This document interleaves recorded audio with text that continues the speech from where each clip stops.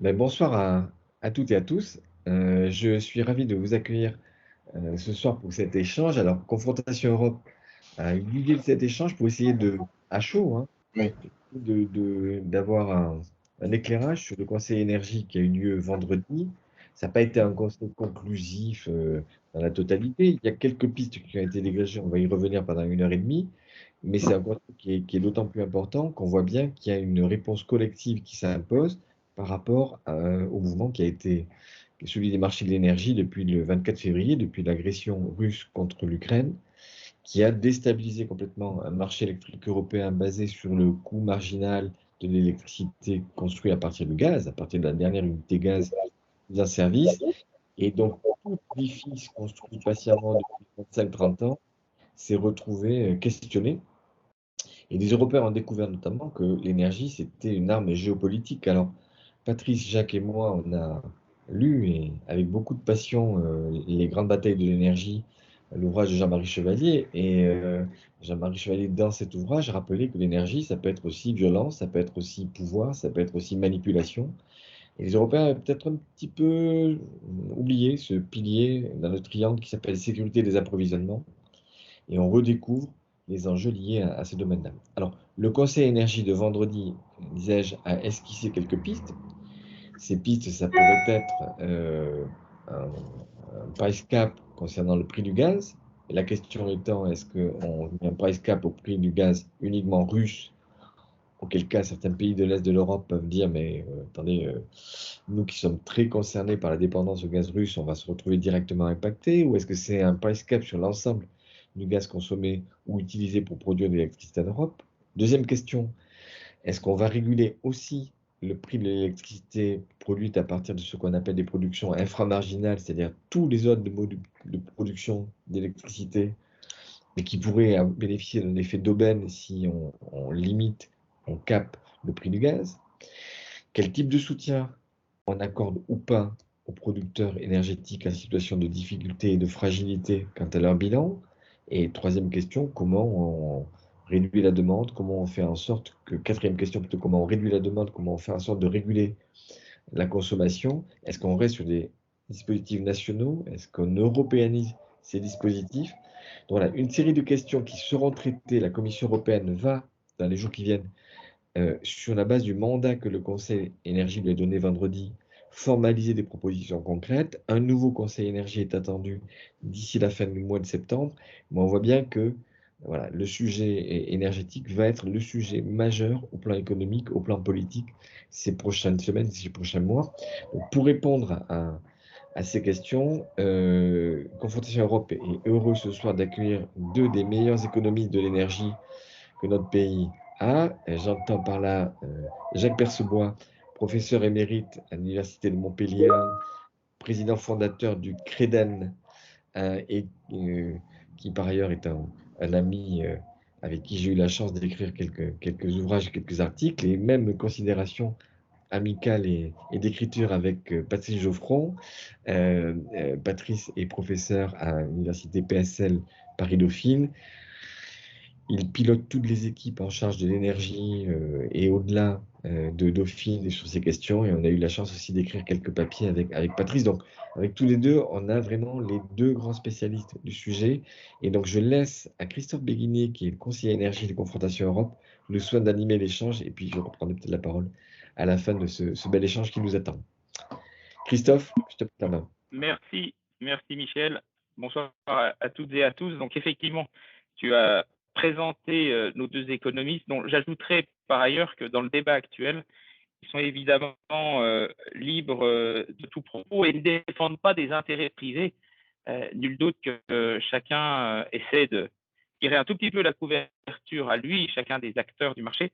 En l'espèce, nos économistes ici présents représente surtout une expertise, une expérience qui va nous être très utile ce soir.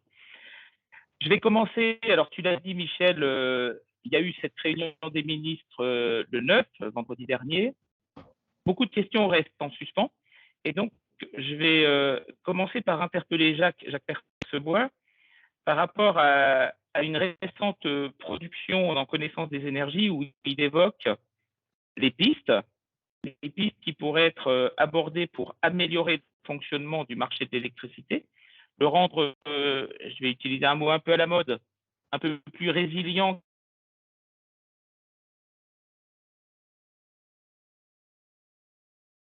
Ah, Et c'est le mot résilient qui déclenche Oui, le Christophe a problème bloqué sur avec, résilience. avec Christophe.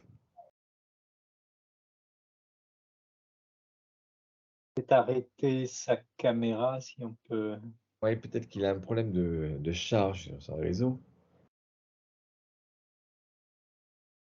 Jacques, est-ce que tu veux peut-être, je peux jouer voilà, le relais avec Christophe qui va nous rejoindre dans un peu. Est-ce que tu veux peut-être, au-delà de ce mot de résilience, nous donner un petit peu les éléments sur lesquels Christophe voulait te questionner? bien, ben, merci beaucoup pour cette invitation. Merci à Confrontation Europe. J'espère que c'est un incident qui ne durera pas. Enfin, c'est pas une censure, hein. Non, Donc, non, il n'y a pas de risque. Bon, alors, c'est vrai qu'il faut partir d'un constat, hein. L'augmentation, j'ai surtout parlé à l'électricité, l'augmentation très importante du prix de l'électricité sur les marchés de gros s'explique par l'augmentation très forte du prix du gaz, qui d'ailleurs avait commencé avant la guerre en Ukraine, hein, il faut le signaler pour différentes raisons. C'est la première raison, hein, c'est parce que sur un marché où le prix est fonction du coût marginal de la centrale qui équilibre le marché, c'est logique que ce soit le coût de fonctionnement de la dernière centrale qui passe le prix. Et comme tout le monde est payé au prix limite, cela engendre évidemment des rentes pour les centrales dites inframarginales. La deuxième raison, c'est qu'on manque de capacité en Europe d'une façon générale, pour différentes raisons là encore, hein. L'hydraulique n'est pas tout à fait au rendez-vous, le nucléaire n'est pas non plus au rendez-vous. On a fermé beaucoup de centrales pilotables et notamment des centrales à gaz, des centrales nucléaires aussi. Et donc, on a des manques de capacité.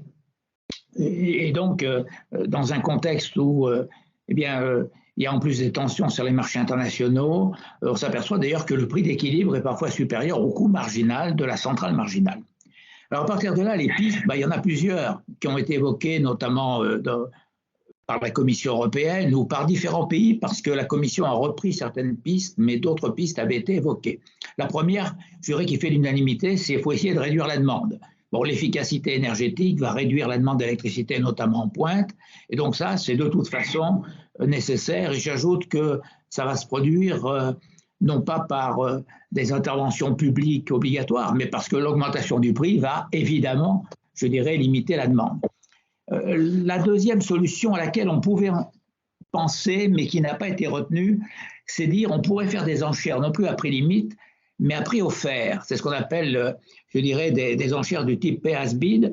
Alors, je ne veux pas rester longtemps là-dessus, parce qu'en fait, personne ne l'a évoqué sur le papier du point de vue théorique.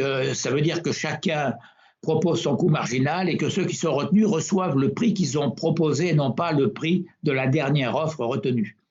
Le problème, c'est qu'en pratique, il y a de fortes chances que ça aboutisse au même résultat que les enchères à prix limite, dès lors que l'on tient compte des anticipations rationnelles de la part des acteurs et dès lors que l'on tient compte aussi de ce qu'on appelle l'anticipation de la malédiction du vainqueur, c'est-à-dire que je suis prêt à prendre un risque de ne pas être retenu si je sais qu'en cas de victoire, eh bien, ma rémunération sera plus forte. Donc, cette piste-là ne semble pas, pour l'instant, être retenue. La troisième, je l'évoque, je dirais, je ne peux pas ne pas l'évoquer, puisque j'ai fait un papier récemment là-dessus dans la revue de l'énergie avec un collègue du CEA, Stanislas Pommeret, c'est de faire, je dirais, un mérite order fondé sur la moyenne pondérée des coûts marginaux, c'est-à-dire une moyenne horaire pondérée par la puissance des coûts marginaux. À ce moment-là, ça réduit fortement la rente inframarginale. Alors ça pose un problème, évidemment, pour les centrales dont le coût marginal est au-delà de cette moyenne. Mais il suffit de leur verser une compensation. Et l'expérience montre, je dirais, que ce système-là conduit à une rente inframarginale sensiblement plus faible. Alors, je dirais chiffres à l'appui, parce qu'avec Stanislas Pommeret, nous avons fait une expérimentation sur 6 mois en reprenant les chiffres de l'ENSOE et sur la période, je dirais, de fin 2021, début 2022, sur 6 mois. En retenant les chiffres, je dirais, heure par heure, on a montré qu'un tel système aurait permis d'augmenter en 2022 le TRV, le tarif réglementé de vente, non pas de 35% théoriquement, même s'il a été plafonné à 4%, mais de 7%. Donc ce système-là, à mon avis, je dirais, c'est peut-être une piste qui mérite d'être regardée, la moyenne pondérée des coûts marginaux, avec compensation dans certains cas. La quatrième solution, et c'est celle qui semble avoir, je dirais, l'intérêt de certains pays en Europe, c'est de plafonner le prix du gaz utilisé dans la production d'électricité. Au fond, c'est la solution espagnole et portugaise. Ça consiste à dire, puisque le mal vient de ce que le coût marginal dépend du coût de fonctionnement d'une centrale à gaz, si on baisse le prix du gaz, logiquement, le prix de l'électricité à l'équilibre doit baisser. Je dirais, chiffre à l'appui, c'est ce qui se passe en Espagne et au Portugal. Alors bien évidemment, si le prix du gaz est plus bas, c'est qu'il a été subventionné. Donc ça suppose que l'État, ce qui est le cas, l'État subventionne le gaz, c'est-à-dire paie la différence entre le prix international du gaz acheté et importé et le prix auquel il est vendu aux sociétés électriques. Alors le prix international, il varie, hein, il peut monter à 150, 200 euros le mégawattheure, et en Espagne, je crois qu'il est plafonné à 40 euros le mégawattheure. Donc du coup, les prix de l'électricité sur le marché espagnol sont beaucoup plus bas. Le problème, c'est que ça ne marche que s'il n'y a pas trop d'interconnexion, parce qu'autrement, il peut y avoir des fuites en quelque sorte. Et donc, on pourrait envisager cette hypothèse au niveau européen à condition que tous les pays pratiquent la même logique, c'est-à-dire qu'il faudrait une sorte de fonds destiné à financer le gaz qui est utilisé pour la production d'électricité.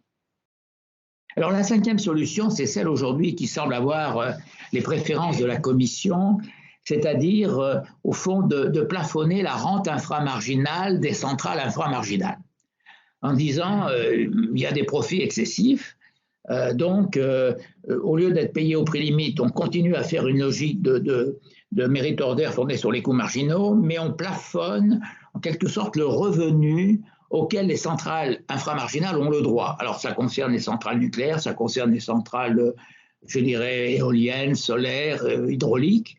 Alors c'est pas très clair dans, je dirais, les documents de la Commission tels que moi je les ai lus, parce qu'on ne sait pas si on plafonnerait le prix pour les centrales inframarginales, mettons à 200 euros, c'est le chiffre qui a été évoqué, ce qui veut dire à ce moment-là que la rente inframarginale serait différente puisque les coûts de production des centrales sont différents, ou est-ce qu'on plafonne le revenu des centrales inframarginales? C'est pas très clair. Dans mon esprit, c'est plutôt le prix pour les centrales inframarginales qui serait plafonné aux alentours de 200 euros. C'est une solution, je dirais, qui, en pratique, soulève quand même des questions. Parce qu'il faut savoir que sur le plan opérationnel, qu'est-ce que ça va donner? Alors, est-ce qu'il y a des super profits ou des super rentes inframarginales récupérées par ces centrales? Prenons le cas français. Le nucléaire, la production nucléaire a baissé. On n'est plus à 400 TWh, on est plus proche de 300 si je prends des chiffres sur l'année. La moitié de ce nucléaire est déjà vendu au tarif régulé, le tarif de l'ARENH, puisque vous avez les 100 TWh plus les 20 en état 120, plus la compensation des pertes de RTE. Si on tient compte en plus du fait qu'une partie importante de l'électricité nucléaire sert dans la fixation du TRV qui est plafonné, en fait, la quantité d'électricité nucléaire qui est vendue sur le marché spot au prix, je dirais, limite, cette quantité reste relativement modeste, peut-être qu'elle n'est pas négligeable. J'ajoute à cela qu'on sait que de toute façon, les opérateurs vendent une partie de leur production sur les marchés à terme. Donc, il faudrait regarder chiffre à l'appui ce que ça donnerait. Alors, on va me dire, mais il y a les équipements, les centrales renouvelables qui, elles, ont des coûts de fonctionnement très très bas et qui peuvent en effet gagner beaucoup d'argent. Ça dépend sous le régime de quel contrat elles fonctionnent. Si ce sont des centrales qui sont, je dirais, dans un contrat de prix garanti, ben, elles ont le prix garanti, pas plus. Si ce sont des centrales qui sont en complément marché, ce qui est, je dirais, la solution récente la plus utilisée, ça veut dire que ces centrales, quand les prix de gros étaient bas, bénéficient en effet d'un complément marché, mais quand le prix de gros dépasse le prix qui était prévu, le complément marché devient négatif. Et donc on le voit aujourd'hui. Les centrales éoliennes, par exemple, eh bien une partie d'entre elles, même une grande partie d'entre elles, reversent à l'État, je dirais, la rémunération supplémentaire qui dépasse le plafond qui était prévu au contrat. Alors, on pourrait dire en France, ce ne sera peut-être pas très, très important quantitativement. Hein. D'autant qu'ensuite, qu'est-ce qu'on fait de cette rente? Si on prélève une partie de cette rente inframarginale, est-ce qu'on la redistribue directement au consommateur final? C'est une solution. Est-ce qu'on l'utilise pour éventuellement financer les centrales à gaz? Auquel cas, on aurait un système où on prend une partie de la rente des centrales inframarginales pour faire baisser les coûts de production de la centrale marginale et petit à petit, par un système autorégulateur, le prix d'équilibre baisserait. Bon, je ne suis pas sûr que le volume de rente prélevée permettra de baisser le coût des centrales à gaz. Alors, est-ce qu'en Allemagne, ça pourrait fonctionner? Parce qu'en effet, il y a beaucoup de centrales à charbon. Les Allemands ont l'air de considérer que là, en effet, il y aurait des rentes importantes pour les centrales à charbon, surtout les centrales au lignite. C'est une question qui mérite d'être étudiée quantitativement. Je suppose que la Commission européenne va s'atteler à ça. Donc ça, c'est une solution qui semble aujourd'hui avoir la priorité. Je précise tout de suite que c'est une solution à court terme, parce que si on veut modifier le système sur le long terme, ce n'est pas comme ça qu'on va modifier le système. Alors, sur le long terme, en fait, il n'y a que deux véritables solutions, me semble-t-il. La première solution, c'est de revenir à un système de type acheteur unique, qui était la solution qu'avait proposée d'ailleurs la France au moment du début de la libéralisation. Et puis, la deuxième solution, c'est de revenir à un système où on planifie suffisamment d'investissements, alors que ce soit une entreprise privée, une entreprise publique, concessionnaire de services publics, peu importe. Mais l'important, c'est quand même de planifier des investissements de production, parce que la situation actuelle est quand même la résultante d'un manque de capacité. On sait très bien qu'en économie de marché, eh bien, le marché, les investisseurs préfèrent être en sous-capacité parce que ça donne des revenus supplémentaires et garantis. Par contre, du point de vue collectif, dans le domaine de l'électricité, pour un produit qui ne se stocke pas, il vaut mieux être en surcapacité. Au fond, la surcapacité, c'est un peu une prime d'assurance qui permet d'éviter le blackout. Je suis de retour, vous m'entendez bien? Oui. Bon, désolé pour les aléas techniques, j'ai dû changer d'outil. Hein, c'est des choses qui arrivent trop souvent, je trouve. Mais bon, merci beaucoup, Jacques. J'ai quasiment rien raté de ton exposé parce que je vous entendais, moi, pendant que vous ne m'entendiez pas. Donc, merci pour déjà l'éventail des solutions qui nous seraient offertes et qui n'ont pas forcément été abordées dans leur complétude par les ministres d'énergie le 9, vendredi dernier.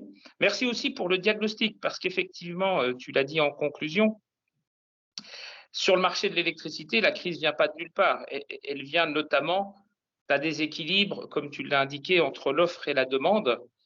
Et malheureusement, rééquilibrer ce système prendra un peu de temps. En tout cas, effectivement, ça clarifie pas mal les choses et ça montre que nos ministres ont encore un peu de travail devant eux.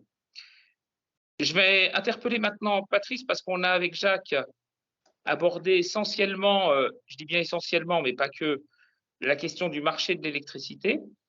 Or, jusqu'à récemment, 25% de l'électricité en Europe était produite avec du gaz naturel et on voit bien évidemment les interactions fortes qu'il peut y avoir entre ces deux marchés, le marché du gaz et de l'électricité, ces deux sources d'énergie dont l'Europe a évidemment besoin et qui se font cruellement rappeler à notre bon souvenir quand on en manque. Hein.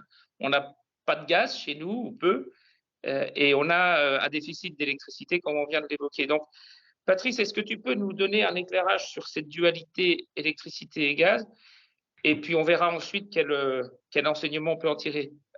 Patrice, s'il te plaît. Oui, volontiers. Merci également de l'invitation. Évidemment, c'est une grande question. Jacques a posé le tableau. On essaie de trouver un certain nombre de patchs dans l'urgence ou de transformation à plus long terme du marché de l'électricité, même s'il y a une partie des perturbations qui sont liées aux disponibilités du parc français et puis aux problèmes liés à l'hydroélectricité. Ce qu'on est en train de découvrir, c'est centralement une crise gazière et son effet de contagion sur l'électricité. Et donc, il y a deux manières de résoudre le problème, en intervenant sur le marché de l'électricité, mais évidemment, plus fondamentalement, en intervenant par ailleurs et durablement sur le marché du gaz, à la lumière de ce qu'on découvre de la fragilité européenne. En écoutant Jacques, je me disais que si quelqu'un avait été téléporté du 12 septembre 2021 au 12 septembre 2022. Et s'il nous écoutait, eh bien, il y a la moitié de ce qu'on est en train de se dire qui lui apparaîtrait de la science-fiction. Donc, on a été téléporté dans cette science-fiction. On est conduit à agir vite. Alors moi, par rapport à, finalement au terme du débat en Europe, j'ai des sentiments un peu partagés. On peut déjà observer, c'est assez inattendu, qu'il s'est quand même passé beaucoup de choses sous l'impulsion, disons, partant de Bruxelles ou articulée par Bruxelles. Ça a commencé en octobre dernier sur la boîte à outils, sur l'intervention sur les prix, puis Repower EU dans sa première version, dans son esquisse au mois de mars, et puis l'embargo sur le charbon et l'embargo sur le gaz, les décisions qui ont été prises relatives au niveau de remplissage des stocks de gaz, et puis Save Gas for a Safe Winter, donc les efforts de sobriété demandés au pays, alors ce qui ne s'est pas fait facilement, et on a vu que par rapport à un objectif initial qui était d'enjoindre chaque État membre à réduire de 15%, eh bien, ça se fera sur une base, disons, plus volontaire et avec toute une série d'exceptions. Et puis ce qui est en discussion entre vendredi dernier et donc demain, avec ce texte qui porte centralement sur le gaz, toute la partie sur l'électricité, la partie fonctionnement du marché de l'électricité. Il y a une partie également sur la contribution volontaire des entreprises qui sont dans la filière fossile, qui est un peu à part, un peu marginale dans ce texte, et toute la partie gazière finalement, et notamment les objectifs de price cap qui avaient été discutés, en tout cas n'apparaissent pas dans ce texte. Voilà un peu pour poser en tout cas la séquence de ce qui a été entrepris à ce stade, avec, disons, une observation en deux temps. Premièrement, si on pose ce qui m'apparaît être un peu le schéma fondateur de la direction dans laquelle on devrait aller, qui est Repower EU. Donc Repower EU, pour mémoire, c'est l'objectif en 7 ans au maximum, tel qu'il apparaît dans le débat public et impulsé par Bruxelles schématiquement en mars dernier. Donc se passer totalement du gaz russe d'ici 2027 ou plus tard. On voit, alors il y a dans le plan tel qu'il est esquissé une série d'éléments qui ont fait l'objet de discussions, de dissensions peut-être par rapport à l'évaluation qui était celle par ailleurs de l'Agence internationale de l'énergie, mais qui consiste à dire, disons dans la vision de la Commission, que pour remplacer à peu près 150 milliards de mètres cubes russes, on peut remplacer du fossile par du fossile, grosso modo à hauteur de 30 ou 40%, mais sans doute pas plus. Alors, compte tenu de toute une série de facteurs qui sont liés évidemment aux infrastructures, à la possibilité de les étendre peut-être dans l'urgence pour certaines, avec des FSRU, donc des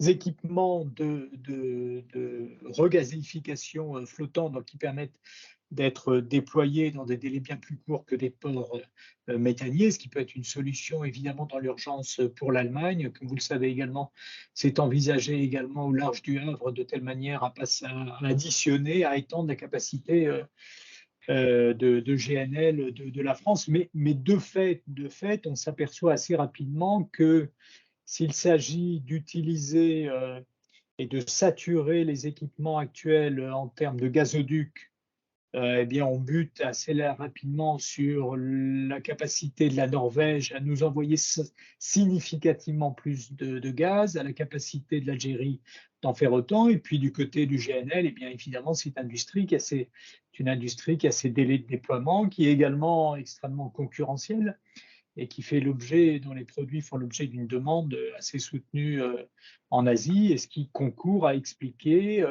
à la fois les contraintes de volume et puis l'effet prix tel qu'on l'observe à l'heure actuelle.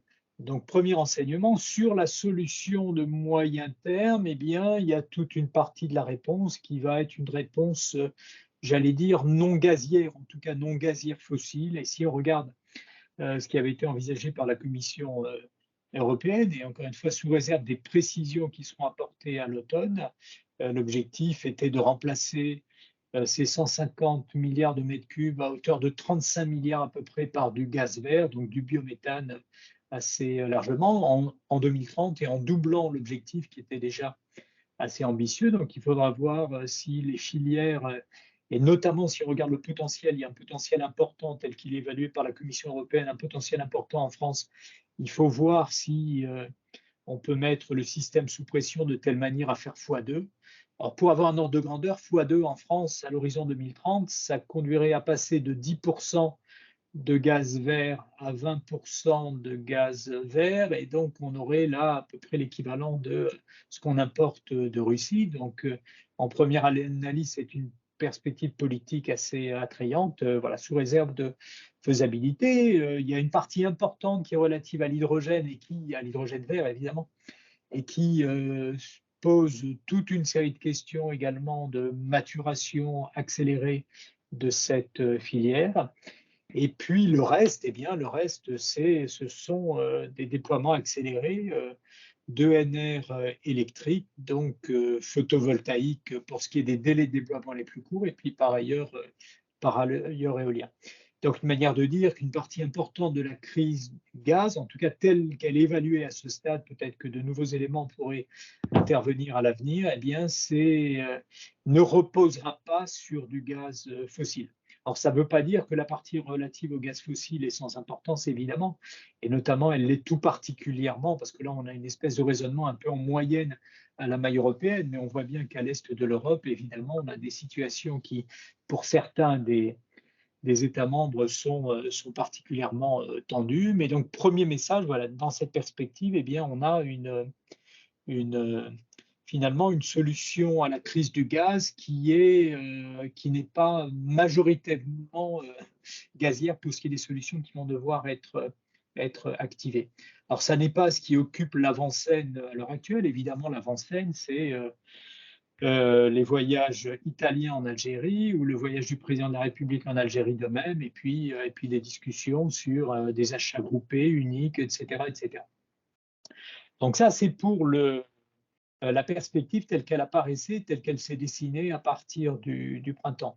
Évidemment, si on la réévalue à date, il y a un effet de sidération qui apparaît, qui est que l'horizon auquel on se situe là est un horizon qui finalement est sans rapport avec la réalité de la crise telle qu'elle apparaît à l'heure actuelle, puisque de fait, en tout cas, il n'arrive plus de gaz russe en France, et puis c'est très indéterminé pour ce qui pourrait arriver en Allemagne, etc. Et de fait, on est passé d'à peu près 40% d'imports en provenance de Russie à moins de 10% à l'heure actuelle. Donc, ça veut dire que dans ce plan de moyen terme tel qu'il avait été imaginé dans cette perspective, on n'est pas à l'échelle de temps qui est que le gaz est au cœur de la guerre économique qui est en cours. Et je pense que même si Bruno Le Maire a eu le tort il y a quelques mois de parler trop tôt de guerre économique, je pense qu'il ne fait plus de doute à l'heure actuelle qu'il est bien question de guerre économique. À partir de là, ce qui est intéressant quand même, c'est d'observer, alors je ne suis pas certain que ça va être suivi des faits, mais en tout cas, ce qui a été mis sur la table par Ursula von der Leyen au milieu de la semaine dernière, avec cette idée de price cap, alors de price cap appliqué au gaz russe, dont on est revenu depuis. On voit bien que si ça n'apparaît pas dans le texte qui a circulé, c'est qu'évidemment, ça ne fait pas consensus. Donc la question du price cap russe pourrait être étendu à un price cap globalement, et tout ça évidemment vient interroger le market power et la capacité de négociation des Européens, et on peut avoir à cet égard toute une série de doutes sur les mécanismes qui pourraient bien conduire à ce cap.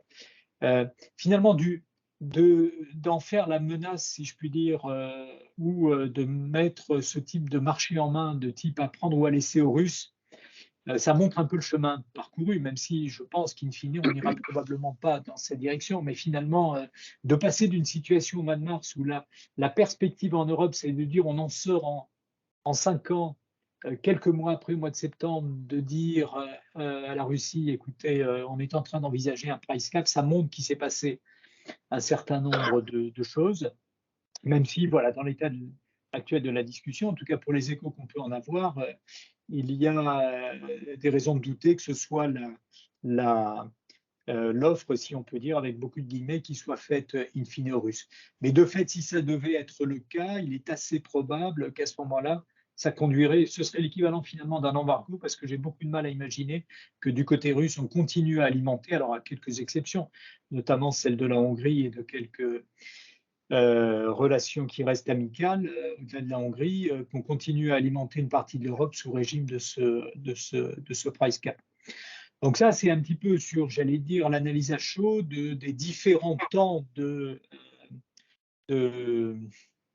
du débat, et avec au cœur de tout ça, évidemment, dans la manière dont ce débat pourrait rebondir, les craintes qui montent et pour lesquelles on a à ce stade évidemment peu d'intuition, beaucoup de craintes et peu d'intuition sur les rigueurs de l'hiver et la manière dont ça pourrait tendre les relations entre Européens et les relations intra-européennes. Et évidemment, la France ne fera pas exception parce que les mécanismes de gel de prix tarifaire avec une empreinte très très large qui ont été mis en œuvre en France vont être assez compliqués à détricoter parce qu'à partir du moment où finalement le signal qui a été envoyé par l'État est celui d'un bouclier extrêmement protecteur, c'est un peu compliqué de faire machine arrière. Néanmoins, on observe au moment où nous parlons au Royaume-Uni, la décision qui a été prise est une décision, au contraire, de renforcer le bouclier par rapport à une situation initiale qui était bien moins protectrice que ça n'était le cas en France. Donc, on voit bien qu'il y a des tâtonnements un peu partout. D'ailleurs, en ayant regardé très attentivement le document qui est relatif à l'électricité, il y a toute une série d'indications sur les conditions dans lesquelles des boucliers tarifaires pourraient être mis en œuvre. Alors sur l'électricité, avec comme signal l'idée qu'il est possible transitoirement d'avoir des boucliers tarifaires qui soient inférieurs au coût, à la condition que ça porte sur une partie, je cite de mémoire, marginale, enfin relativement réduite de la demande. Et il y a de bonnes raisons d'imaginer que si la Commission européenne est cohérente, la logique des boucliers tarifaires en matière gazière devrait également être de même. Donc ce signal consistant à dire qu'on ne peut pas durablement avoir des boucliers largement protecteurs, et en aboutissant à des prix finaux qui sont inférieurs au coût de production, eh bien, il me semble que c'est une question d'alerte pour la France sur la soutenabilité des mécanismes tels qu'ils ont été mis en œuvre. Alors, si on prend un peu de recul et au-delà de l'analyse des débats en cours ou de la chronique des débats tels qu'on les observe depuis le mois de mars, moi, ça m'inspire quand même une réaction, j'allais dire, plus fondamentale et peut-être plus porteuse dans le débat qu'on aura ensuite, j'espère, sur la manière de refonder la politique énergétique européenne. Le constat d'étonnement, c'est le suivant. Si on considère que finalement, on a fondamentalement un mécanisme de transmission d'une crise du gaz au marché électrique, évidemment en mettant de côté les singularités françaises dans ce domaine, mais on pourrait dire que nous, Français, on a été on a eu du discernement dans notre politique de diversification et de sécurité d'approvisionnement, parce que finalement, avec une dépendance suffisamment limitée au gaz russe pour ne plus en recevoir aujourd'hui et néanmoins avoir pu reconstituer des stocks et affronter l'hiver dans la position européenne qui n'est pas la pire, eh bien, ça montre qu'on a procédé avec un certain discernement et que donc par rapport à des évaluations classiques de la sécurité d'approvisionnement, il y avait de bonnes raisons d'imaginer que la France avait été assez sage dans sa sécurité d'approvisionnement gazière. Mais ce qu'on est en train de découvrir, c'est que l'essentiel du problème, il est ailleurs.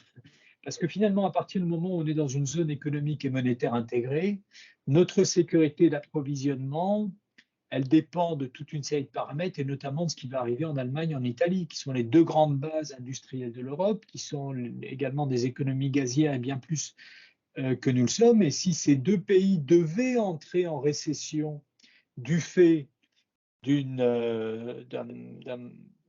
raréfaction du gaz, alors déjà, eh bien, c'est en cours vis-à-vis de l'Allemagne, eh bien, nous devrions manifester notre solidarité, mais ça, on peut considérer qu'évidemment, en tant qu'Européens, c'est tout à fait normal. Mais on devrait également manifester notre solidarité parce que si l'Allemagne et l'Italie entrent en récession, la France mécaniquement entre en récession. Et à ce moment-là, on est dans un autre scénario qui est plus centralement un scénario énergétique, mais qui est un scénario économique et monétaire et financier pour étendre le spectre tel qu'on a pu le vivre peut-être au début des années 2010, avec la crise de la zone euro. Et à ce moment-là, la pression, elle va s'exercer non pas nécessairement dans les pays qui auront plus ou moins de gaz, et à ce moment-là, on peut dire que la France serait pas mal de fait, mais elle va s'exercer également en fonction de la soutenabilité des dettes publiques dans une période de récession. Et on verra apparaître des grands pays, l'Italie, la France et d'autres probablement, dont la dette publique sera probablement sous pression. Et donc ça conduit finalement à une conclusion qui n'est pas facile à formuler, mais qui consiste à dire qu'on a découvert au début des années 2010 qu'il était compliqué d'avoir une monnaie commune sans, sinon politique budgétaire, en tout cas mécanisme de solidarité. C'est ce que nous a appris la crise du début des années 2010. Et peut-être que cette crise du début des années 2020 nous apprend. Eh bien, c'est d'ailleurs une piqûre de rappel sur ce que nous devrions mieux coordonner, en l'occurrence nos politiques énergétiques. Parce que voilà, la situation de la France, très très bonne élève en termes de sécurité d'approvisionnement, qui finalement pourrait se retrouver en crise en 2023, rattrapée par ces mécanismes économiques et financiers, c'est tout de même voilà, un état avec une certaine sidération qu'on est en train de comprendre ce que pourraient être ces mécanismes de transmission. Merci Patrice. Voilà, quelques mots trop longs peut-être. Non, c'est très bien et je retiens effectivement ce que tu nous as dit sur la fin de ton propos. Un marché européen avec des choix politiques qui sont nationaux, et c'est une des questions, je crois, qui se pose urgemment, c'est de savoir comment on fait converger l'existence d'un marché à cette maille européenne avec une planification. Jacques avait évoqué cette piste dans les possibilités qui nous sont offertes, avoir une planification sans doute à maille européenne qui nous permettent d'être beaucoup plus efficients dans ces choix d'organisation. Michel, est-ce que tu as un complément, une remarque, une question par rapport à ce qu'on vient de dire? Non, moi j'aimerais rebondir, mais bien sûr, tout à fait dans le sens indiqué par Patrice, pour souligner le fait qu'on a des questions, mais qui ne sont pas que des questions techniques ou des questions technico-économiques de court terme, qui sont aussi des questions de vision de la politique énergétique européenne. Qu'est-ce qu'on en fait? La précédente commission avait mis au frontispice le terme union de l'énergie. L'union de l'énergie, elle est quand même limitée aujourd'hui par le fait que l'article 194 des traités nous dit, dans un contenu assez schizophrénique, d'une part, alors je vous cite l'article 1, au titre de la solidarité, l'union de domaine de l'énergie vise notamment à promouvoir l'interconnexion des réseaux, ça c'est très bien et c'est déjà une réalité du continent européen, et à assurer la sécurité de l'approvisionnement énergétique de l'Union. Ça c'est le premier alinéa de l'article 194 des traités. Mais le deuxième alinéa nous dit, sans préjudice de cet alinéa, les États membres ont le droit de déterminer les conditions d'exploitation de leurs ressources énergétiques et la structure générale de leur approvisionnement énergétique. Donc, je veux dire, on est dans des affirmations qui sont complètement antinomiques. C'est-à-dire que qui fait quoi là-dedans? Qui décide de construire et de projeter à 5 ans, 10 ans, 20 ans, 30 ans une stratégie énergétique? Et on voit bien que, alors, moi c'est mon espoir, enfin notre espoir, puisque je crois que la position que Confrontation Europe porte depuis quelques mois et quelques années, on est dans un moment européen, de la même manière que Jean Monnet disait, les hommes n'acceptent le changement que dans la nécessité, et ils ne voient la nécessité que dans la crise. On est dans une crise, Patrice l'évoquait, qui peut faire naître l'idée qu'à partir du moment où nos systèmes énergétiques sont interconnectés, l'Europe est un des continents dans le monde où les réseaux de transport électricité et gaz sont les plus denses, les plus maillés, construits sur la base notamment du financement communautaire depuis des dizaines d'années. Si dans le même temps on laisse chaque pays construire ses solutions, on voit bien qu'on est dans quelque chose qui ne marchera pas et qui peut être, y compris, fragilisateur en termes de crise. C'est-à-dire qu'il peut générer des effets de système négatifs. Donc, voilà, ce qui est le défi pour les ministres de l'énergie, mais bien au-delà, c'est sans doute des réponses à court terme, mais aussi quelle vision à moyen et long terme et comment on en fait un débat politique. Vous savez que la conférence sur l'avenir de l'Europe s'est conclue par un certain nombre de propositions pour modifier les traités. Donc on est en plein dans des sujets. Faut-il que la politique de santé reste une politique nationale? Faut-il que la politique de défense reste nationale? Faut-il que la politique énergétique, sur ce volet sécurité d'approvisionnement, reste uniquement à la maille des États? On voit que tant que ce sera le cas, ça fera le bonheur d'un certain nombre de continents, je pense, et de pays, je pense à la Russie, qui adore l'Europe en puzzle, qui adore cette Europe dans laquelle on peut aller négocier avec l'un, avec l'autre, et donc affaiblir finalement la puissance et la capacité de négociation collective que nous avons.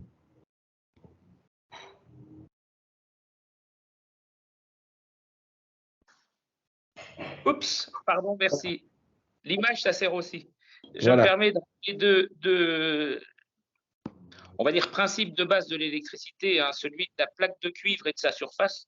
Plus la plaque de cuivre est large, plus on permet le foisonnement, tant sur les consommations que sur les productions. C'est-à-dire, quand quelqu'un consomme, d'autres ne le consomment pas et réciproquement, et idem pour la production. Puis un principe un peu de mathématiques, c'est que l'optimum global n'est jamais la somme des optimums locaux. Il est certain que l'Europe, de par l'interconnexion, le maillage que tu évoquais, Michel, se donne des atouts qu'elle n'aurait pas si on faisait la somme de chacun des pays membres et de ce qu'ils pourraient faire. Bien sûr. Donc on le voit. Il y a une question, je crois, dans le chat de quelqu'un qui dit qu'est-ce qu'on peut faire? C'est Julio Quintela qui dit est-ce qu'on peut faire avec les traités actuels? On peut effectivement coopérer. C'est-à-dire que sans envisager le grand saut institutionnel et la modification des traités, on peut déjà commencer à bosser. Mais on voit bien que ça va se retrouver avec, à la limite, M. Orban, il peut dire écoutez, moi, l'article 194, paragraphe 2, je m'occupe de mon approvisionnement. Donc, je ne fais que respecter les traités. Je ne viole pas du tout les textes européens. Donc, voilà. Donc, on fragilise la démarche commune par des textes trop ambigus qui ont été construits à un autre moment, sans doute. Je fais quand même observer que l'interconnexion des réseaux est antérieure à la création, je dirais, du marché commun et a fortiori de l'Union européenne, parce que les électriciens avaient compris depuis longtemps que l'interconnexion, c'était le secours mutuel. Alors à l'époque, c'était limité. Le fait d'avoir développé ces interconnexions avait au départ une raison technique de secours mutuel. Aujourd'hui, c'est à travers les échanges commerciaux que certains pensent qu'on peut construire l'Europe. Le problème, c'est qu'on veut une convergence en aval des prix et je dirais une concurrence en aval pour les producteurs, les fournisseurs et les consommateurs, mais avec des prérogatives nationales en amont qui font que ces prérogatives donnent à chaque État une souveraineté, certains ne voulant pas développer par exemple le nucléaire, d'autres le souhaitant, certains ne voulant pas accélérer peut-être dans les renouvelables, d'autres le souhaitant, et par conséquent, je dirais, il faut un peu une baguette magique pour qu'en ayant des politiques nationales en amont, je parle pour l'électricité, différentes, on puisse espérer qu'en aval, on aura une convergence qui en plus renverra un bon signal pour infléchir la politique en amont.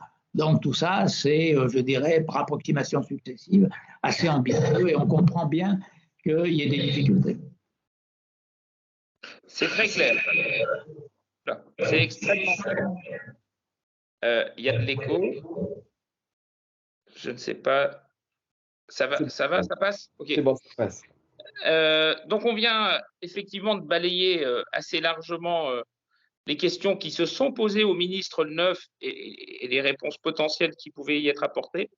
Avant qu'on aborde les questions-réponses dans un petit quart d'heure, on a abordé, notamment avec Patrice et les questions du gaz, on l'a bien vu, un distinguo entre des logiques court terme et des logiques moyen ou long terme. C'est-à-dire que les réponses ne vont pas apporter leurs fruits forcément dès demain matin. Or, le passage de l'hiver en Europe commence à inquiéter fortement.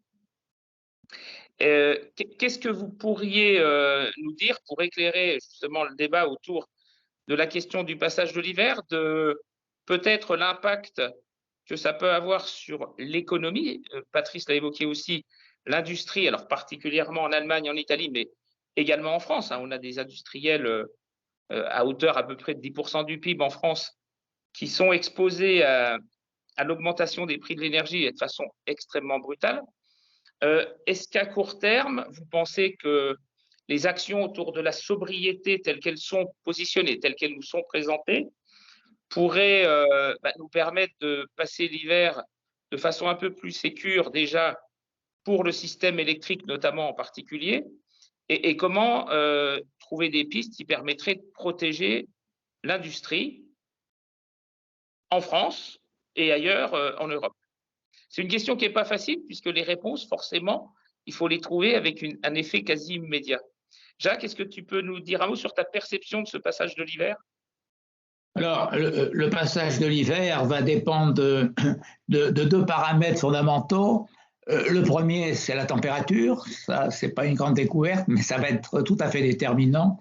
Et le deuxième, c'est de savoir si les capacités qui sont actuellement à l'arrêt seront disponibles. Donc, on peut espérer qu'il y aura peut-être un peu de pluie qui permettra d'avoir un peu plus d'hydraulique. On peut espérer que les centrales nucléaires qui sont à l'arrêt en France vont être raccordées au réseau. Elles ne le seront pas toutes en même temps au début de l'hiver, il ne faut pas se faire d'illusions. Alors là, je dirais que c'est une stratégie tout à fait nationale et importante sur les conséquences. Ceci étant, si on a des tensions entre l'offre et la demande, je crois que tous les pays européens vont considérer qu'il faut donner la priorité à l'alimentation des particuliers. C'est-à-dire qu'on peut demander de faire des efforts, sobriété, de toute façon les gens y seront incités, mais en cas de délestage, évidemment, on va essayer de protéger les particuliers autant que faire se peut. La conséquence, c'est que si délestage il doit y avoir, ça va être des industriels, et en général, d'ailleurs, les gros industriels. La conséquence dans tout ça, c'est que eh bien, il peut y avoir un manque de production et ça peut se répercuter évidemment sur je dirais, la production industrielle et plus généralement donc le PIB. Donc on verra ex post.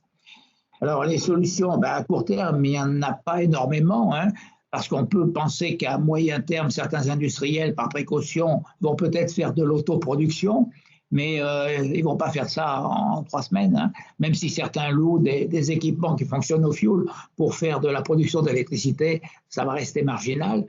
Donc, on peut espérer que si délestage il doit y avoir, il sera ciblé et bien organisé. Il y a sûrement un potentiel important d'efficacité, même de sobriété, si on veut aller plus loin que la simple efficacité. Il y a sûrement un potentiel important. Alors, il faut envoyer les messages droits, il faut que les gens soient informés. Je pense que les industriels, ils sont sensibles. Et ils sont sensibles par la dimension financière. Bien évidemment, ils le sont déjà. Donc, il ne faut pas se faire d'illusions. La facture énergétique, les industriels ou les entreprises, d'une façon générale, font tout pour la réduire dans un contexte où les prix augmentent.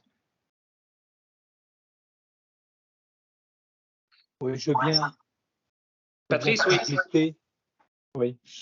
Alors, ce qui est compliqué, c'est qu'en France, on est, plus que chez la plupart de nos voisins, dans une espèce de paradis énergétique. Enfin, c'est un peu cruel d'en parler à l'heure actuelle, mais de fait, on a eu assez peu à se préoccuper de sobriété. Le terme réapparaît, là, il apparaît très tardivement, et nos autorités, d'ailleurs, l'ont réintroduit dans le débat tardivement, bien plus tardivement qu'en Allemagne.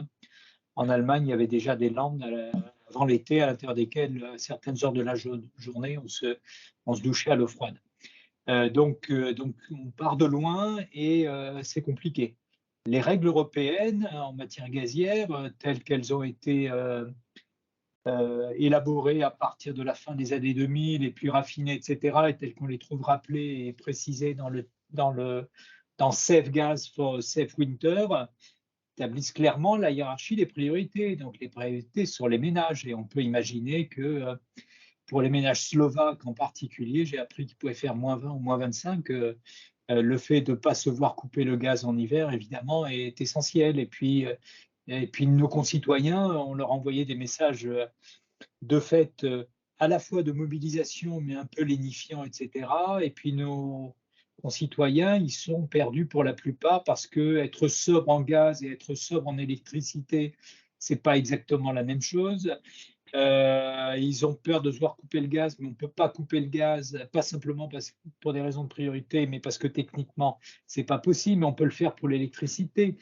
L'électricité, il y a une confusion tel que, avec Jacques, on a le plaisir de fréquenter beaucoup de journalistes et très fréquemment, on est interrogé sur la menace de blackout, alors que la menace, ce n'est pas une menace de blackout, c'est des menaces de délestage, etc., etc. Donc, pour dire qu'on part quand même de très loin, on est dans une collectivité qui part de très loin et dans laquelle il est compliqué d'expliquer, moi, ce qui me semblerait être l'enchaînement le plus rationnel. Il est essentiel et dès à présent d'économiser du gaz, et puis je viendrai ensuite à l'électricité, mais centralement d'économiser du gaz. Dès lors que le gaz se stocke, il y a une partie du gaz qu'on aura ou qu'on n'aura pas en janvier, en février, qui va se jouer là dès septembre. Et donc les efforts, notamment via le choc sanitaire, sont essentiels dès à présent. Mais le risque pour nos concitoyens, enfin si on considère les familles, c'est pas de se voir couper le gaz. Il faudrait vraiment être dans un scénario extrême pour se voir couper le gaz, compte tenu des usages qu'on en a, et compte tenu du fait que de toute façon, l'interco avec l'Allemagne va être saturé assez rapidement, et même dans le pire des cas, on n'enverra pas tout notre gaz à l'Allemagne, évidemment. Donc de toute façon, on aura suffisamment de gaz, mais néanmoins, il faut comprendre que chaque mètre cube de gaz a de la valeur, même si son prix n'a pas explosé, parce que le gaz qui ne sera pas consommé par les ménages pourra rester disponible pour les activités industrielles. Voilà, et le mécanisme, c'est ça. Mais vous voyez bien le temps d'exposition pour expliquer ça, et donc c'est compliqué. Premièrement. Deuxièmement, sur l'électricité, et puis là, je pense qu'on est bien au point tous les quatre, puisque c'est des sujets sur lesquels on s'est exprimé. Il faut à la fois expliquer la différence entre les gains en efficacité qui vont prendre un peu de temps, les efforts de sobriété, mais au milieu de tout ça, il y a ce que moi j'aime appeler l'agilité, qui de fait se trouve avec l'effacement, mais il me semble que pour nos concitoyens, l'agilité, c'est peut-être plus parlant, qui est de bien déterminer des moments, non pas dans lesquels il faut faire des efforts de sobriété, mais dans lesquels il faut faire plus encore d'efforts de sobriété. Et ça, c'est au cœur du document qui va être en discussion demain, qui commence par la demande. Et sur la demande d'électricité, il y a deux objectifs.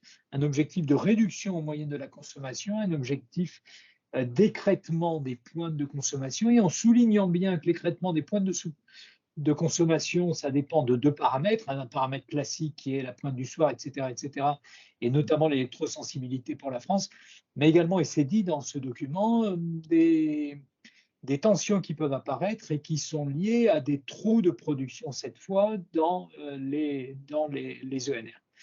Et donc, être agile pour répondre à ce type de signaux, évidemment, c'est assez compliqué. Donc, ça fait beaucoup de choses à expliquer. Mais, néanmoins, et c'est ce qu'on a observé dans les années 70, et Jacques, Michel et moi, on était déjà en âge de raison à cette époque, c'est quand même, on peut avoir des effets d'apprentissage assez rapides.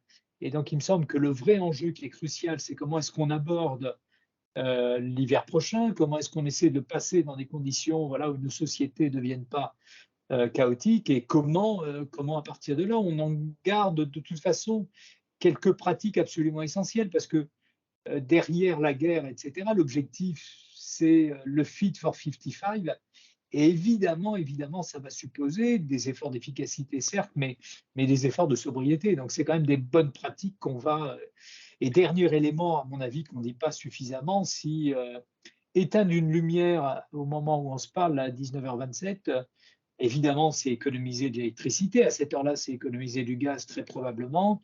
Et donc, c'est modestement être un résistant, parce qu'on peut réduire nos consommations de gaz à un moment où on continue encore au niveau européen à en importer de Russie, et donc on peut à bon compte, sans trop s'exposer, être non pas un grand résistant, mais être un petit résistant dans cette guerre économique.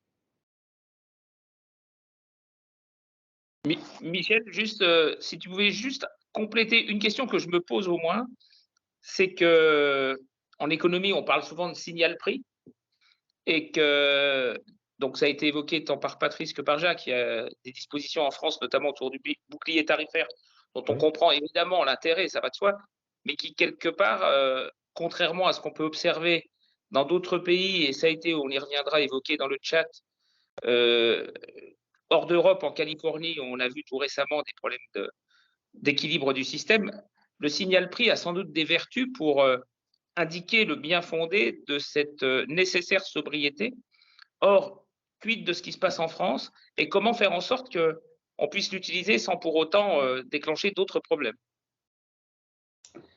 Merci Christophe. Oui, alors je vous renvoie, avec Patrice, on avait commis, c'était aux alentours du 15 juillet, une tribune dans Le Monde là-dessus, pour souligner l'intérêt justement d'aller vers une valorisation de l'effacement des consommateurs individuels, domestiques, de tout ce marché du domestique qui a été un peu oublié au fil du temps. C'est-à-dire la tarification dynamique ou agile, pour reprendre le terme heureux de Patrice Geoffron, au fil du temps, il s'était un petit peu érodé. Or, il y a un gisement considérable puisque techniquement, et je rejoins une autre question qui a été posée dans le chat, à partir du moment où on a doté les Français de compteurs intelligents, le compteur Linky peut accueillir, Christophe, sous ta gouverne, 8 ou 9 types de tarification, c'est ça? 9? 10 postes de tarification. D'accord. Donc, ça veut dire que si nos fournisseurs d'électricité ont l'intelligence de faire travailler leur direction de la stratégie, leur direction commerciale sur des propositions tarifaires intelligentes, on peut dès lors avoir des signaux tarifaires qui vont, de manière assez importante, pouvoir faire qu'à un moment donné, il y aura de la disponibilité sur le plateau de la balance concernant la demande qui peut ajuster des déficits côté offre. Et donc tout ça, c'est des solutions qui sont des solutions faciles à acquérir. Et d'ailleurs, les fournisseurs ont été sollicités aux alentours de la mi-juillet. Je pense que la ministre a dit qu'elle ferait des annonces là-dessus, Agnès Pannier-Runacher, dans les jours qui viennent. Donc on voit bien que ça bouge, et ça bouge dans le bon sens. Une question a été posée aussi, et je la relie à ce sujet, sur quelque chose qui est un dispositif qui a été utilisé en Californie. C'est une alerte vis-à-vis de tous les consommateurs immédiate. Alors, ça existe déjà en France. Où j'officiais côté RTE, on a mis en place à la fin des années 2000 un dispositif qui s'appelle EcoWatt, qui d'abord a été pensé en Bretagne, puis en PACA, sur la base d'appels citoyens à mener à des effacements de consommation au moment critique. Là, il pourrait s'agir de généraliser un dispositif dont la France s'est dotée, qui s'appelle FR Alert, qui est un dispositif qui permet, par les systèmes télécoms, d'envoyer sur les smartphones un signal. Alors, c'est un peu, c'est un peu fort comme dispositif, c'est parfois peut-être un peu angoissant, mais si par hasard non-incident électrique est lié au fait qu'un dispositif de télécom comme ça soit mis en place, ça mérite réflexion. Et donc ça aussi, peut-être que dans les débats parlementaires des jours à venir, ça mérite d'être évoqué. Il y a un dispositif EcoWatt, il y a le dispositif tarifaire avec de l'agilité, de l'imagination quant à construction tarifaire, mais il y a aussi peut-être des dispositifs d'alerte modernes, disruptifs. Et notre ami qui est en lien évoquait le fait qu'on avait pu en Californie, je crois, il évoque une baisse de la consommation de 5% basée sur ces alertes. Vous savez, si par hasard il y a un incident majeur en France, ça peut être l'affaire de quelques pourcents. Donc il va falloir aller gratter tout ce qui est disponible et pourquoi pas avec des méthodes un petit peu innovantes. Merci. Alors, Michel a un tout petit peu esquivé ma question sur le signal tarifaire en évoquant effectivement les possibilités qui nous sont offertes d'avoir des structures tarifaires dites dynamiques, agiles, effectivement, qui permettent de travailler sur la pointe, à savoir réduire l'appel de puissance à des moments donnés. Mais au-delà de ça, dans la composante actuelle des offres de fourniture, où le prix du kilowattheure n'est pas adhérent à la pointe, et surtout que cette pointe, elle est quand même évolutive, puisqu'il y a la pointe qu'évoquait Patrice du soir, mais on a maintenant une pointe du matin, vers 8-10 heures, on a une pointe du matin. Et donc, si, ou Jacques ou Patrice, vous avez juste un complément d'information sur le signal tarifaire, je suis preneur. Michel, sans rancune, hein, mais… Non. Juste pour voir si la France, par sa singularité autour du bouclier tarifaire, peut être au rendez-vous de la sobriété qu'on appelle de nos voeux. Le signal tarifaire de ce type, il existe en France depuis longtemps, puisque ça a été au départ le tarif JPDDF, ensuite le tarif Tempo, etc. Simplement, il faut aller plus loin. C'est vrai qu'avec les technologies actuelles, le signal peut être beaucoup plus précis. C'est-à-dire que ce ne sont pas des plages quelques jours par an, mais c'est plus ciblé en fonction de la conjoncture. Alors, en mélangeant, je dirais, un système de type EcoWatt, c'est-à-dire information par les smartphones et en même temps, je dirais, une information quasiment en temps réel, c'est possible. Alors bien sûr, les producteurs, ils ciblent, ou les fournisseurs, ils ciblent d'abord les industriels parce que l'effacement est plus important. Mais l'effacement diffus, il y a un potentiel énorme. Hein. Si les gens savent qu'en plus, il y a une rémunération qui ex post sera associée à cet effacement, ça peut être tout à fait incitatif. Alors c'est d'ailleurs une des difficultés aujourd'hui, c'est est-ce que le fait d'avoir bloqué les tarifs du TRV ne risque pas d'envoyer un contre-signal en disant aux gens, de toute façon, rassurez-vous, c'est bloqué à plus 4%, même si c'est cher encore pour vous, vous ne payez pas le juste prix. Alors je signale qu'il y a quand même des gens qui payent le juste prix en France, c'est tous ceux qui ne sont pas au TRV. Hein. Alors il y a ceux qui sont sur un tarif en offre de marché indexé sur le TRV, ceux-là, ils en profitent aussi. Il y a ceux qui sont en offre de marché avec des prix fixes, ceux-là, ils en profitent. Mais tous les autres, à commencer par les industriels, les commerçants, les artisans, etc., eux, ils savent ce que c'est qu'un prix qui n'est pas un prix régulé. Donc, alors c'est une question en fait qu'on peut se poser, et là c'est un choix un peu politique. Est-ce qu'en limitant la hausse des prix, sachant que de toute façon c'est un report, il faudra bien que la facture soit à un moment donné envoyée au consommateur, elle le sera plus tard, de façon lissée, c'est-à-dire progressive, mais elle le sera. Alors si on bloque en effet cette augmentation de prix, est-ce qu'on n'envoie pas un mauvais signal? C'est une première question. En même temps, si on ne le fait pas, est-ce qu'on ne court pas le risque d'aboutir à ce qu'on observe un peu en Angleterre, c'est-à-dire la grève des factures? Parce qu'il est évident que si vous avez 10 000 personnes qui ne payent pas leurs factures, on peut leur couper l'électricité. Mais si vous avez 2 millions de personnes qui ne payent pas leurs factures, politiquement, on ne peut pas couper l'électricité. Bon, donc on voit tout de suite les difficultés. Donc il faut arbitrer, il faut envoyer le signal, expliquer qu'on vous fait un rabais. Je pense que ça, quand même, l'information passe assez bien. Les gens savent très bien, ceux qui sont au TRV, qui ne payent pas le juste prix. Hein. Mais en même temps, on voit que répercuter la facture, c'est poser des problèmes énormes. Alors aujourd'hui, ces problèmes énormes, ils existent, mais ils existent avant tout pour les professionnels. Oui, deux remarques. En tout cas, moi, je vais me contenter de dire simplement que finalement, dans un environnement où on a à peu près la garantie à l'avenir d'avoir des prix. C'est bon, tu m'entendais pas, Michel? Parfait, oui.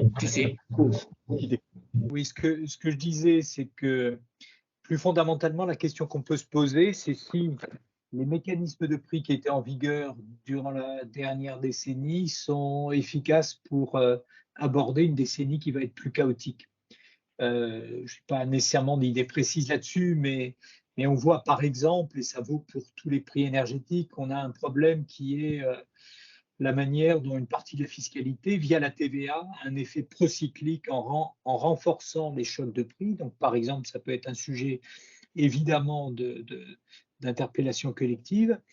On a évidemment une interrogation qui est liée au fait qu'à l'heure actuelle, eh bien, notamment via des dispositifs de type EcoWatt, pour l'essentiel, on est conduit à faire appel aux citoyens engagés, mais pas réellement aux consommateurs qui pourraient trouver un intérêt économique qui serait la contrepartie de cet effort. Donc, à minima, j'allais dire, il y a là un espace de valorisation de l'effacement qui est sans doute plus large, compte tenu de l'instabilité à laquelle on n'échappera pas dans les années à venir que ce qu'on avait pu escompter jusqu'alors. Il me semble, et si on regarde l'expérience d'un certain nombre de pays, notamment aux États-Unis, que ça va soulever évidemment un certain nombre de problèmes, je ne sais pas comment les qualifier, d'ordre cognitif.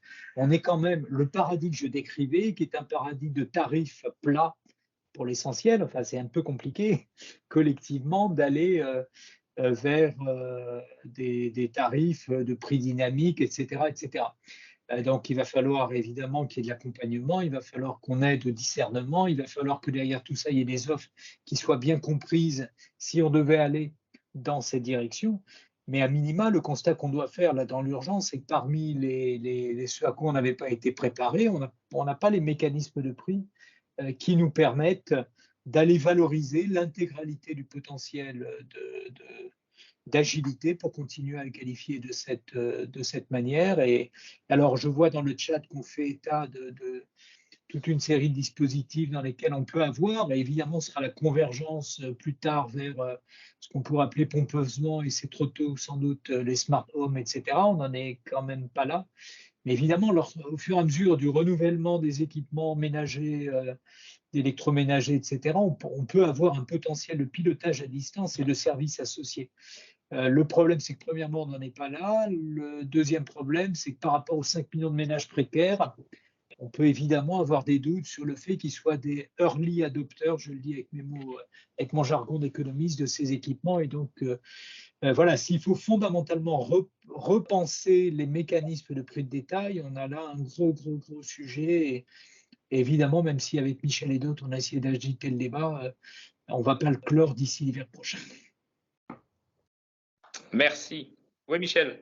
Non, juste une petite intervention de synthèse, avant peut-être que Christophe, on voit les questions, sur le fait qu'il y a une évidence, c'est qu'on va pas être un sujet qui va perdre en intensité politique. Donc ça veut dire que les différents acteurs du champ politique, que ce soit français, européen, vont être contraints de s'intéresser à ce sujet énergétique qui n'est pas un sujet latéral ou purement économique, qui est un sujet politique de rang 1. Première considération. Donc, à partir de là, planification, c'est sûr, mise en commun des informations, mais de grâce, pas qu'au niveau national, hein, qu'on travaille à la maille européenne, puisqu'encore une fois, on est interconnecté.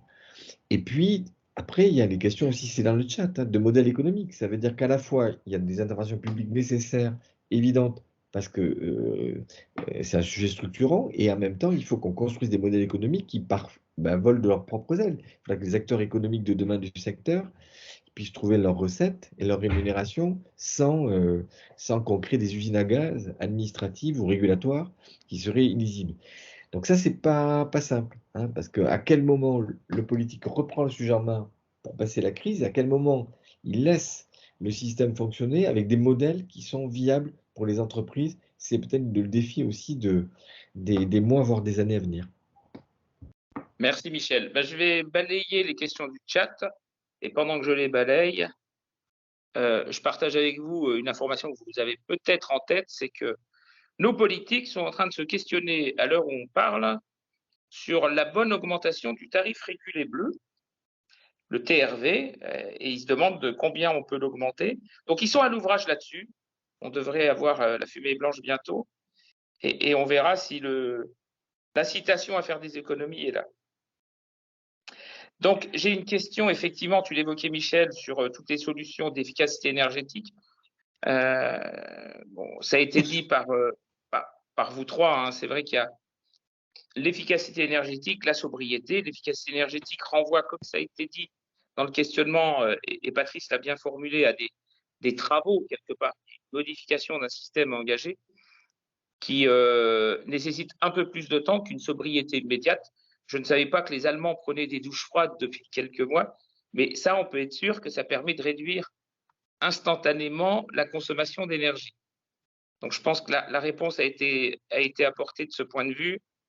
Ensuite, alors, il y a une question que je vous avais posée, hein, c'est évidemment sur l'impact de la facture énergétique pour certaines entreprises, dont un de nos participants explique que c'est la mort assurée pour bon nombre d'entreprises.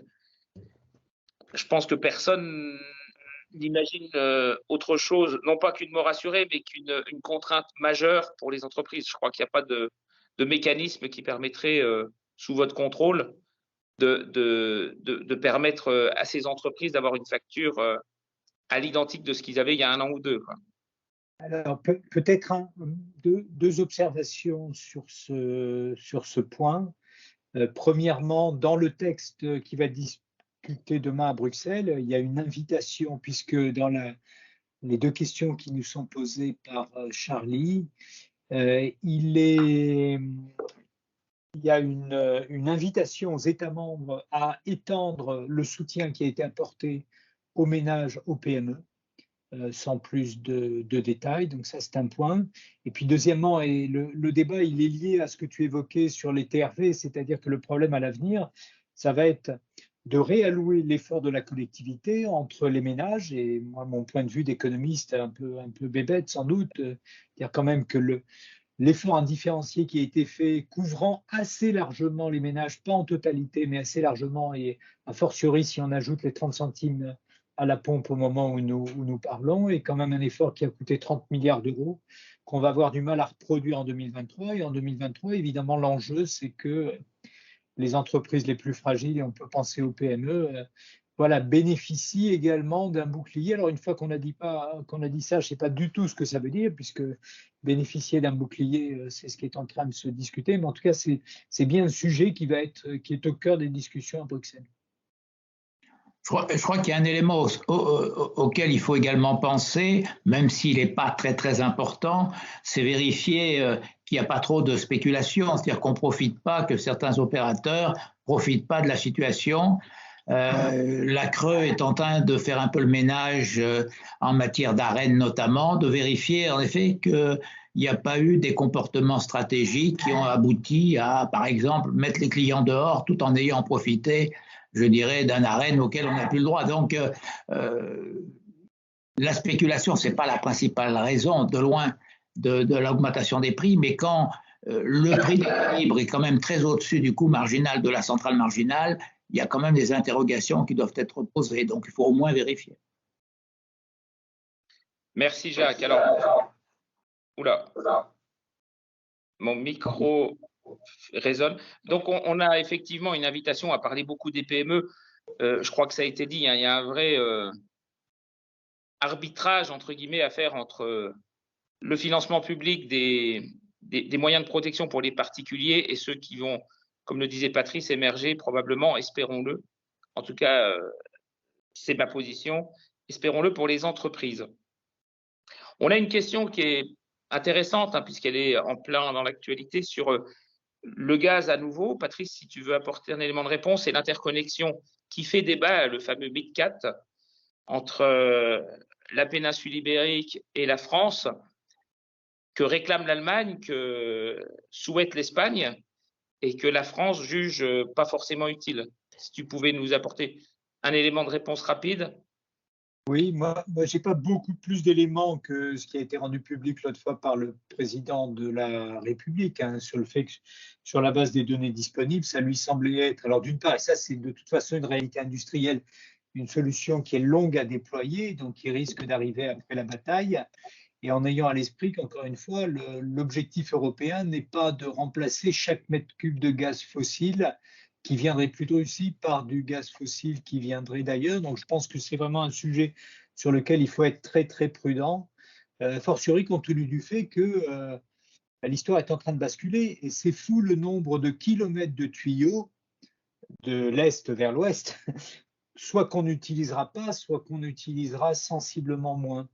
Et le président de la République a dit une chose qui est intéressante et qui est également débattue, qui est de savoir si les Espagnols ont intérêt à exporter du gaz et peut-être ultérieurement de l'hydrogène vers la plaque continentale ou à exporter de l'électricité, voilà, à partir finalement des mêmes moyens de production, grosso modo, chez eux. Donc c'est un sujet. Je termine juste sur le gaz.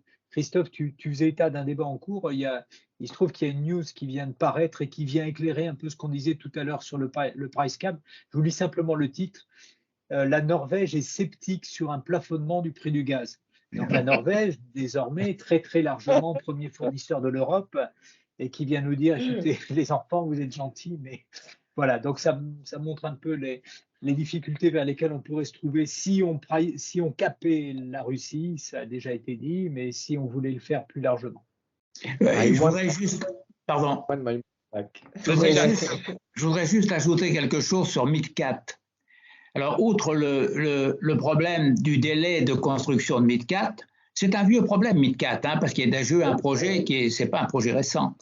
Il y a un autre élément qu'il faut prendre en compte, c'est que aujourd'hui, faire MidCat, c'est donner un coût plus élevé à la France qu'à l'Espagne. Ça veut dire qu'en fait, c'est le consommateur français à travers le tarif d'utilisation des réseaux qui financera, et il financera plus que les Espagnols, parce que je dirais la partie à construire est plutôt en France. J'ajoute que je dirais construire MidCat aujourd'hui, est-ce que d'une certaine façon, c'est pas faire passer les Pyrénées à des bateaux, parce que plutôt que d'envoyer, je dirais, du gaz à Barcelone pour le monter en tuyau vers la vallée du Rhône, la logique, c'est d'envoyer le bateau à Fos. Et là, il y a un tuyau qui existe déjà. Donc, je dirais, l'argumentation de MidCat, alors évidemment, les arrière-pensées espagnoles sont que, en faisant MidCat, ce sera peut-être plus facile ensuite de conquérir des parts de marché dans l'Europe du Nord. Ça, il faut pas le sous-estimer, c'est évident. Mais sur un plan strictement, je dirais, financier, MidCat, c'est une opération qui serait coûteuse pour le consommateur français. Merci. Je ne sais pas si c'est ce bruit, vous m'entendez bien? Oui, oui. Bon, c'est mon micro. J'ai pas de chance avec ma solution technique ce soir. Est-ce qu'il y a, parce que ma solution technique est un peu figée, est-ce qu'il y a une question dans le chat, Michel, Patrice ou Jacques, qui n'aurait pas été traitée et qui mériterait de l'aide de votre point de vue? Parce que je ne les vois plus. Moi, je ne les vois plus non plus. Alors moi, je suis peut-être le seul à le voir. Donc, est-ce que Patrice, tu vois le chat? Non, il y a beaucoup de questions qui sont posées par tous les amis qui nous suivent sur les PME. Oui. Quid du positif? Et en gros, Jacques évoquait le fait que, bien sûr, que la demande va être, en plan politique, on voit bien que les consommateurs domestiques vont être sans doute ceux qui vont être bénéficier d'un suivi le plus attentif du pouvoir public, mais quid des entreprises? Les internautes évoquent des facteurs 10 quant à la multiplication des factures énergétiques. Donc, quels sont les dispositifs? Encore une fois, des chèques, des aides? Comment on peut passer ce cap? Comment tout le secteur des PME, notamment, peut passer ces mois qui vont être des mois compliqués, qui ne vont pas, par miracle, se régler? Patrice, Jacques, vous voyez le… Moi, je veux bien ajouter quelque chose en écho à ce que disait Jacques tout à l'heure. En fait, dans le texte qui est soumis par la Commission européenne, il y a l'idée que le fait de récupérer les rentes inframarginales, ça peut permettre d'abonder des mécanismes de soutien. La difficulté en France, et Jacques nous l'a démontré, c'est qu'on a une indétermination quant à savoir ce que sera, compte tenu, encore une fois, de l'AREN, compte tenu des contrats de rémunération des producteurs renouvelables. On n'est pas du tout certain qu'il y aura une manne très considérable. Donc, c'est à avoir à l'esprit. Et l'autre élément, quand même, pour être un peu moins négatif, c'est que je pense qu'il est, comment dire, il y a des anticipations aujourd'hui, notamment sur le prix du gaz, qui sont un peu maximalistes et qui cumulent toutes les incertitudes. Plus on va se rapprocher de l'hiver, plus on peut espérer que il puisse y avoir une détente et j'allais dire a fortiori dès lors qu'on aura passé l'hiver. Il me semble qu'il y a déjà un effet de stress. Jacques, par ailleurs, à notre propos, parlait également de spéculation. Donc les marchés sont quand même un peu, je ne sais pas comment le dire, disons cul par-dessus tête. Et on n'est pas à l'abri d'observer que, voilà, en 2023, on retrouve également de la rationalité, des signaux de prix qui aient du sens et que le problème à gérer soit pas x10, mais peut-être x2, ce qui est déjà terrible, mais qui peut, pour lesquels on a peut-être des leviers collectifs. Michel, je pensais à toi pour le chat, hein, j'ai plus l'outil là. Non, mais je pense que, enfin, je viens de rebalayer au calme les questions. Je pense qu'on a traité pas mal de questions, mais je crois que Jacques Percebois voulait intervenir en rebond peut-être sur… Non, je pense que la commission demain, on va sûrement avoir comme principale question, si on prélève une partie de la rente inframarginale, c'est qu'est-ce qu'on en fait? Est-ce qu'on la redistribue directement au consommateur final? Si oui, lequel? Je pense qu'à ce moment-là, il faut cibler les entreprises. Est-ce qu'on la redistribue aux producteurs d'électricité qui utilisent du gaz pour en quelque sorte faire un transfert d'une partie de la rente des centrales inframarginales vers les centrales marginales afin de faire baisser le prix d'équilibre? Il y a des questions très importantes, y compris sous l'angle théorique. Il y a des petits modèles sûrement qui permettraient, je dirais, à la fois de répondre à la question et en même temps avec des chiffres, de regarder ce que ça donne. Moi, je reviens sur l'étude que j'ai menée, qui est publiée dans la revue de l'énergie. En prenant les statistiques, on s'aperçoit qu'à partir d'une idée, on peut en effet, chiffre à l'appui, vérifier si ça marche ou pas. Et donc, ça vaut la peine d'essayer de voir les différents usages qui seraient faits de cette rente inframarginale à travers une application concrète sur les chiffres dont on dispose. Parce qu'on a beaucoup de statistiques, hein, il n'y a pas de problème de ce côté-là. Ce que je comprends, avec aussi un défi qui est un défi de mise en œuvre, et sans doute avec aussi un défi de mise en œuvre et de rapidité de la mise en œuvre. C'est-à-dire que la Commission européenne, l'an dernier, a évoqué un fonds pour la transition juste, un volume d'aide aux plus précaires au plan énergétique. Là, et pour rebondir sur les propos de Jacques Percebois, si des dispositifs de redistribution sont envisagés, le problème, ça va être de les matérialiser, non pas à horizon de 1 an et demi, 2 ans, mais de les matérialiser pour le passage de l'hiver. Donc ça veut dire qu'on va avoir un vrai problème qui va être un problème de mise en œuvre et dans ce moment très critique de penser à la fois des mécanismes qui tiennent au plan économique, mais qui en même temps fonctionnent au plan pratique et arrivent sur les comptes en banque des Européens. Et ça, c'est pas le plus simple des sujets. En tout cas, on lit de la part de nos internautes qui participent ce soir à cette conférence quand même une préoccupation très très forte vis-à-vis des entreprises.